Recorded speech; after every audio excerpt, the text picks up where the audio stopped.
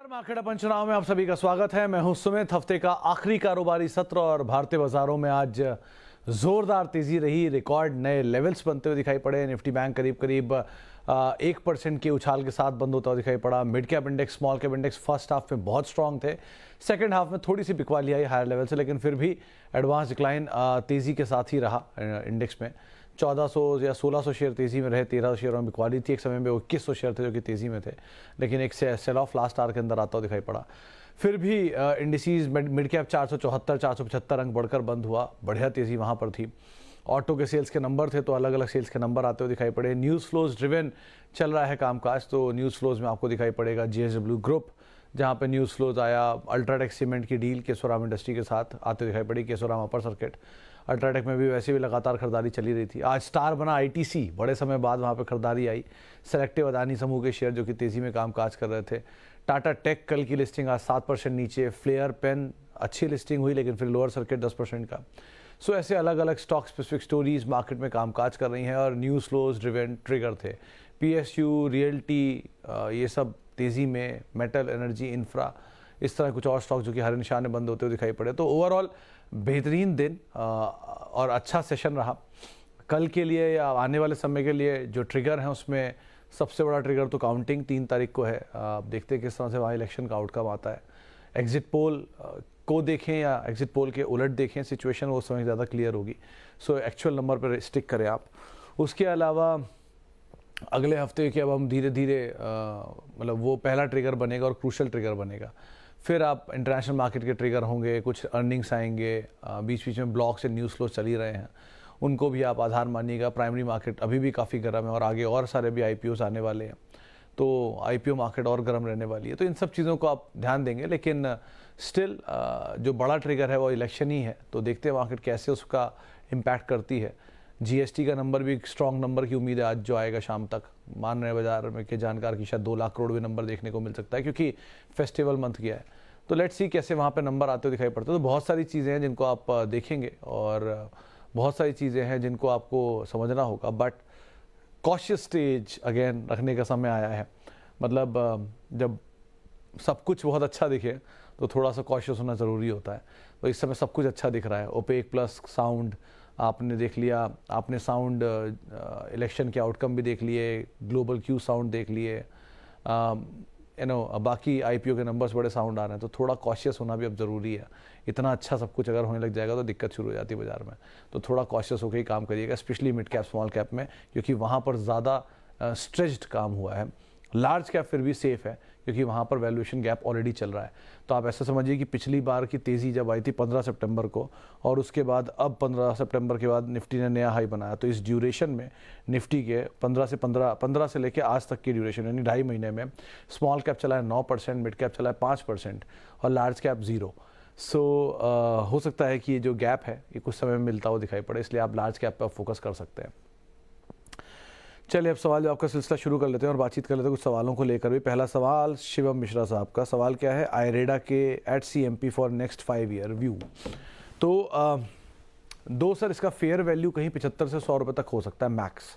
अब आपको 5 साल में अचीव होता हुआ दिखाई पड़े या अभी, ये कहना मुश्किल है। लेकिन एक चीज़ आप ध्यान रखना, बहुत लॉजिकल है ये।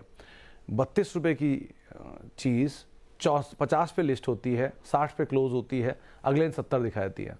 सो 32 की चीज़ 70 ऑलरेडी पहुंची हुई है और अब आप 70 पे उसको एंटर करने के लिए सोच रहे हो, तो चलेगा। यहाँ से डिनाइस का नहीं है, लेकिन जो स्कोप है चलने का वो थोड़ा कम हो जाता है। तो इंस्टेड कोई बड़े फॉल मिलेंगे तब उनका इस्तेमाल कर लेना। और फिर वही बात कि नया IPO आपको ज़्यादा पसंद आ रहा है, लिस्टेड कंपनियां नीचे मिल रही हैं उनको पसंद नहीं आ रहा, तो ये लॉजिक ठीक नहीं है। तो पहले यही नहीं है कि पुरानी कंपनियों को पहले प्रेफरेंस दिए जो कि अपने नंबर, अपना मेटल, नोटबंदी, इलेक्शन, कोविड, इन सब में प्रूफ कर चुकी हैं। ये तो अभी नए हैं, इनको तो अभी बहुत कुछ प्रूफ करना बाकी है विद टाइम, चाहे कितनी अच्छी कंपनी क्यों ना हो। अच्छी तो TCS भी है, अच्छी तो रिलायंस भी है, अच्छी तो SBI भी है। आज नहीं चल रहा है आपके हिसाब से, लेकिन उन्होंने अपना मेटल प्रूफ किया है। सो विद टाइम इसको भी प्रूफ करने दीजिए, नीचे मिल जाएगा तब ले लीजिए, ऐसी कोई जल्दी थोड़ी ना, कहीं भागा नहीं जा रहा। JSW infra and Aarti industries. JSW infra में सिंह साहब आज ही एक चीज़ में पढ़ रहा था कि अभी भी Aarti industries you can go for 1।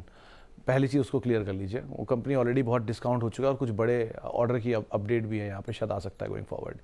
अब रही बात JSW इंफ्रा की, तो JSW इंफ्रा में एक हैंगओवर रहेगा क्योंकि प्रमोटर होल्डिंग 75% से ऊपर है। मैंने आज ही ट्वीट किया, आप पढ़ लेना वहाँ पर कितनी % होल्डिंग है। सो प्रमोटर होल्डिंग ज़्यादा होने का इम्पैक्ट क्या होता है कि ये ओवरहैंग हमेशा बना रहेगा कि प्रमोटर होल्डिंग ज़्यादा है तो जब तक वो 75% के नीचे नहीं आएगा। एग्जाम्पल है EMIL में भी ऐसी था, प्रमोटर होल्डिंग ज़्यादा थी, वो ओवरहैंग था। जैसे ही वो ओवरहैंग खत्म हुआ, शेयर चलना शुरू हो गया। अदानी विल्मर में अभी भी वो ओवरहैंग है। सो जहाँ पर ये ओवरहैंग रहेगा तब तक मान्यवर में था 1177 पे ब्लॉक हुआ और उसके बाद से शेयर चल रहा, आज ऊपर ही बंद हुआ है। सो लाइकवाइज ये ओवरहैंग रहता है क्योंकि हमेशा ये रिस्क है कि जैसे ही शेयर चलेगा कोई ब्लॉक आ जाएगा। सो जैसे ही वो ब्लॉक खत्म हो जाए फिर आप एक बार को देख सकते हो, लेकिन अभी के लिए तब तक शायद 2-3 क्वार्टर के नंबर भी आ जाएंगे। तो अभी के लिए उस ओवरहैंग का वेट करिए। जिस दिन ब्लॉक मिले, नीचे के भाव पर होगा ब्लॉक, वो ब्लॉक आएगा क्योंकि 3 साल के अंदर 75% होल्डिंग लानी होती है कंपलसरी। सो जैसी वो होल्डिंग आएगा वो ब्लॉक, तब आप एंटर कर लो, ज़्यादा सेफ साउंड आपके लिए। ओके आगे बढ़ते हैं। और हाय सर, मैंने TCS लिया है दैट 2960, लेकिन बहुत कम शेयर लिए हैं। सोचा था नीचे आएगा और ऐड करूंगा, लेकिन उसके बाद से ऊपर चल रहा है। And same with Asian paint. तो उपाध्याय साहब, अगर आप ये दोनों नहीं ले पाए हो तो अब HDFC बैंक ले लो, या अब आप एशियन पेंट ले लो, UPL ले लो। इस तरह की कंपनियां भी हैं जो आपको नीचे मिल रही हैं। और अगर आपको लगता है कि नहीं आप TCS ही लेना चाहते हो और आपका होराइजन और लॉन्गर ड्यूरेशन ऑफ टाइम है, तो आप यहाँ पर भी ले सकते हो, कंसीडरिंग कि TCS खुद अपनी वैल्यू 2 बार बायबैक में रख चुका है, 4500 रुपये और 4100 रुपये। तो अगर वो अपनी बायबैक में वैल्यू ये रख रहा है तो आप ये अंदाज़ा लगा सकते हो कि आपको एटलीस्ट अपने हिसाब से उनकी वैल्यू पता ही है कि वो क्या वैल्यू मान के चल रहा है। So it's a good price to enter even. और अगर आप चाह रहे हो तो आप टेंडर करके कुछ शेयर वापस नीचे ले लो, और बायबैक में ये भी एक तरीका हो सकता है, बट उसमें बहुत ज़्यादा जाएगा नहीं अगर आप HNI कैटेगरी में आ रहे हो तो। सो ऑप्शंस बहुत सारे हैं, आप ऑप्ट कर लो। बट दोनों कंपनियों में के चुनाव में कोई ख़राबी नहीं है, आप आराम से अपनी एग्जिस्टिंग पोजीशन में बने भी रह सकते हो थ्रू आउट लाइफ, इसमें भी कोई दिक्कत नहीं है। Reliance is currently trading at 23p. Is it high or low? Which level is to double my SIP? Sir distress जब हो तब उसका SIP डबल करें। और रिलायंस के केस में आप SIP एडजस्ट नहीं कर सकते, PE एडजस्ट नहीं कर सकते, क्योंकि रिसेंटली उन्होंने अपनी कंपनी को डीमर्ज किया है। सो डीमर्जर के बाद कितनी अर्निंग निकली वहाँ से, कितना EPS डाउनग्रेड हुआ, मतलब EPS एडजस्ट हुआ, ये अभी कुछ कह नहीं सकते। सो FY24 की जो EPS आएगी उससे एक बार को निकालना ज़्यादा बेटर होगा PE, लेकिन मतलब वो रीजनेबल नंबर आपको दे देगा। मौजूदा भाव में तो ये चीज़ एप्लीकेबल हो चुकी है। आप खुद ही इमेजिन करिए, 2900 रुपये पर रिलायंस ने अपनी एक आर्म को डीमर्ज कर दिया, और डीमर्ज करने के बाद EPS उस समय भी उतना ही था, आज भी उतना ही दिख रहा है ऑन सॉफ्टवेयर्स। एग्री, बुक्स में भी चेंज होगा, आएगा नया जो कंपनी डालेगी क्वार्टर बाय क्वार्टर। सो अगर कुछ भी अर्निंग है, मुझे नहीं पता कितनी अर्निंग है, कुछ भी अर्निंग है, मान लीजिए XYZ, वो अर्निंग जो भी हटी होगी उसकी बुक्स में से, उसके बाद एक नई अर्निंग EPS आ जाएगी। बहुत अंतर शायद ना भी आए कि अभी तक कोई प्रॉफिट आता नहीं है जियो का, लेकिन अगर कुछ भी अर्निंग हटी हुई होगी तो उसका एडजस्टमेंट PE पे होगा। अब रही बात रिलायंस के लिए फेयर PE, 19 का multiple is the best multiple what I think, 17 से 19 के बीच में कहीं मिल जाए तो। लेकिन 23 पे भी इसमें कोई बुराई नहीं होती। रिलायंस बहुत रुक के चलने वाला शेयर है, ऐसे नहीं चलता कि एक तरफा चलता ही चला जाएगा। एक दिन जागता और जाग जाता, उसके बाद कुछ दिनों के लिए फिर सो जाता है, तो कई सालों के लिए फिर सो जाता है। ऐसे करके चलता है ये शेयर, जो इसके पुराने कुछ पैटर्न है। बाकी मतलब अगर आप किसी छोटे पेनी कैप में रिस्क लेने के लिए तैयार हो तो रिलायंस में रिस्क लेना ज़्यादा औचित्य दिखाता है मुझे, एटलीस्ट। डिस्क्लेमर अगेन, ये चैनल का प्रभुत्व प्रबंधन रिलायंस करता है।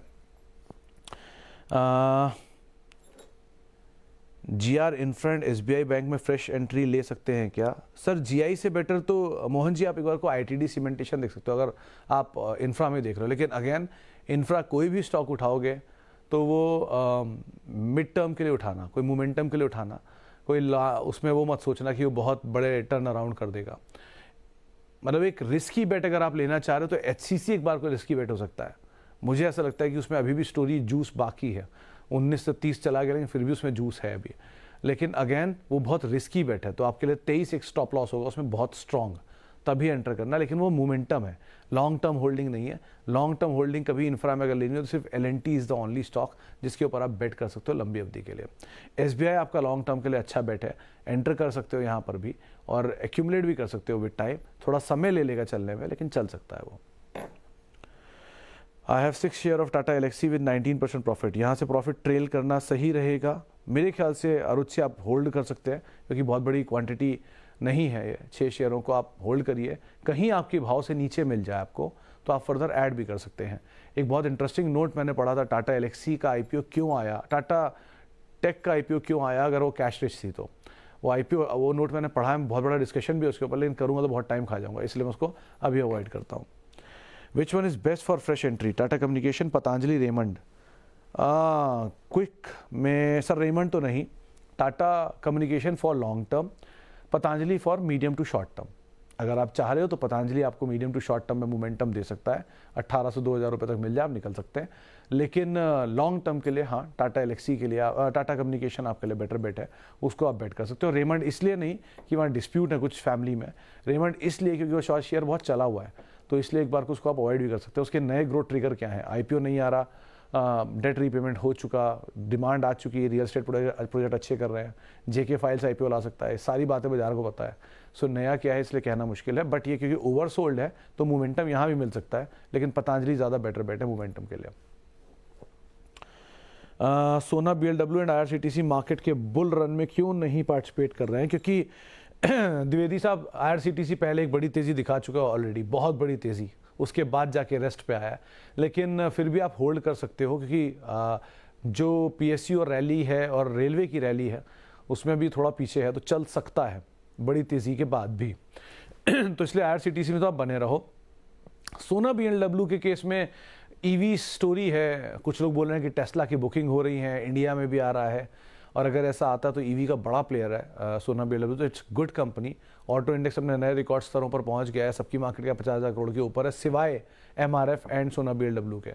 सो एक बार को मतलब इंडेक्स की कंपनियों में तो शायद एक बार को ये फॉलो अप कर सकता है, पार्टिसिपेट कर सकता है, तो मेरे ख्याल से बन रहना चाहिए सोना बीएलडब्ल्यू एंड आईआरसीटीसी दोनों के अंदर ही। विच वन इज बेस्ट हो गया, ये भी हो गया। Bikaji ask Campus Concord bio holding what to do.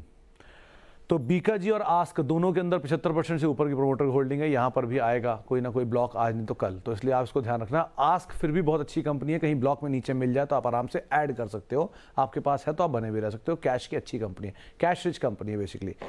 Campus में रिस्क अब है नहीं क्योंकि बहुत टूट चुका है ऑलरेडी, तो अगर कहीं आपको नीचे मिल रहा है तो आप आराम से ऐड करो। कॉनकॉर्ड बायो को मैं ट्रैक नहीं करता, उसके लिए माफ़ी चाहूँगा। बालाजी अमाइन में क्या करें, किस में? अच्छा, इन्वेस्टमेंट ग्रेड, इंडी ग्रिड में।